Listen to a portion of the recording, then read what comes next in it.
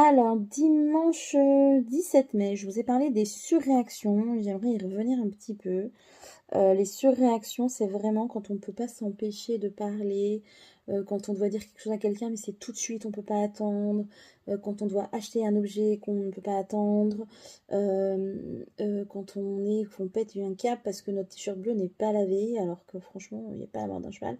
Voilà, ça c'est un peu des surréactions, ou par exemple, vouloir absolument aller voir un cheval, alors bon, bah, il n'est pas dans le pré, bon, bah, et là du coup on s'énerve, on est en mode négatif et tout, machin, alors que euh, la vie est une perpétuelle succession d'adaptations à notre milieu et il y a plein de choses qu'on ne peut pas décider et donc on doit s'adapter. Donc quand on est en surréaction, on ne s'adapte pas en fait. Et en plus, ça nous fait, la réaction nous fait partir souvent dans des idées négatives et on ne lâche pas prise en fait. On est vraiment accroché à ce souvenir négatif, à cette situation négative et on la travaille dans notre tête. Nanana. Après, en surréaction aussi corporelle, il peut y avoir tout ce qui est boutons, éruptions, eczéma, inflammation, interne aussi, même au niveau des tendinites, des tendons, avec des tendinites, voilà. Donc ça, c'est aussi beaucoup des surréactions. Bon, voilà, il y a des causes médicales, hein, il n'y a pas de... Voilà, allez voir votre médecin et tout, il n'y a pas de souci. Mais on peut aussi, en parallèle, entamer une réflexion sur, bah tiens, par exemple, peut-être à telle date, chaque année, je vais avoir cette surréaction dans mon corps. Ah, je l'ai noté, donc du coup, je vais pouvoir aller voir les autres années d'avant. Et en fait, c'est ce travail de fourmi, en fait, que j'invite les gens à faire en développement personnel, en développement alors, il y a la personnalité qu'on développe, il y a aussi son corporel, comprendre son corps, comprendre sa façon de penser, comprendre sa façon d'aimer.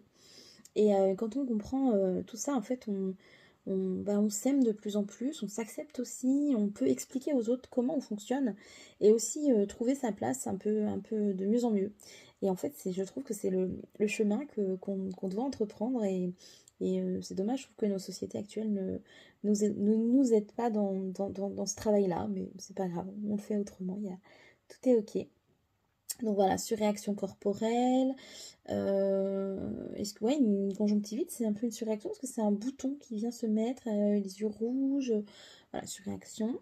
Euh, et donc, ok, là, on a vu la surréaction. Ensuite, du coup, on va voir l'opposé. L'extrême de la surréaction, c'est la sous-réaction. Parce qu'elle aussi, il faut y faire attention. La sous-réaction, c'est je dis plus rien. C'est j'ai pas envie de parler, je fuis. Je ne veux plus revoir ces personnages, je veux plus leur parler, je ne veux plus reparler de cette situation. Donc là, c'est de la sous-réaction, donc c'est pas bon du tout non plus. Donc il faut aussi la noter. Qu'est-ce qui vous a fait être dans une sous-réaction?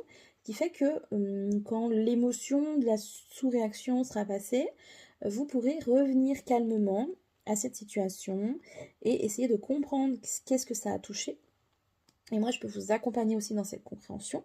C'est un travail vraiment d'équipe hein, qu'on fait tous ensemble, qu'on fait ensemble en tout cas. Voilà, et sous réaction corporelle, là, donc c'est plus la fatigue.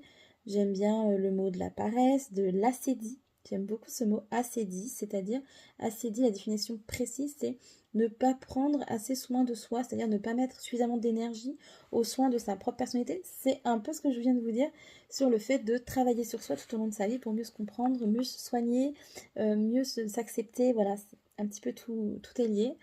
Donc voilà, donc ça c'est la...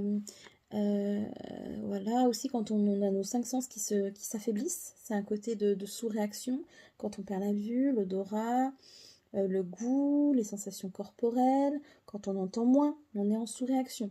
Donc c'est pareil, ça, on le note en fait. Moi c'est un genre d'agenda en fait que je propose. Agenda, vous le titrez surréaction, sous-réaction. En 3 mots, vous mettez voilà l'effet.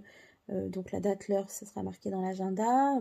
Par rapport à telle personne, par rapport à telle situation, je suis montée en état de surréaction. Donc après, ça peut être aussi surréaction, ça peut être aussi bah, les crises de panique, etc.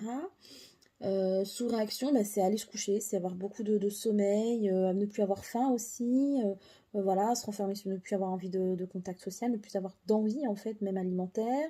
Voilà, donc ça c'est vraiment des extrêmes que j'invite les gens à observer. Et puis après, il faut trouver l'équilibre entre ces extrêmes et d'être dans un chemin plus équilibré pour être plus sain, plus apaisé, plus serein. Voilà un petit peu ce que je voulais vous dire sur les sous-réactions. Et puis aussi, oui, il y a une sous-réaction qui est donc de ne pas, ne plus avoir d'émotion, ne plus avoir de... C'est un peu un état de choc. Des fois, on a ça aussi, on a les neurones qui se remettent pas en place et tout, qui s'activent plus. On est un peu bloqué au niveau du corps et tout. Ça, c'est une grosse sous-réaction de choc émotionnel qui est tout à fait normale. Mais la noter. Parce que même, voilà, parce que c'est dans 5 ans, je veux dire, vous allez revenir dessus et dire, peut-être que, en fait, voilà, tous les ans, à cette même période, vous avez cet effet-là. Donc, hop, c'est intéressant de toujours le noter, même si vous avez compris les tenants, les aboutissements, pourquoi il s'est passé ça. Vous le notez, ça vous fait en fait votre paperboard de vie à vous et ça vous permet de travailler en fait sur vous. Gros bisous, à bientôt.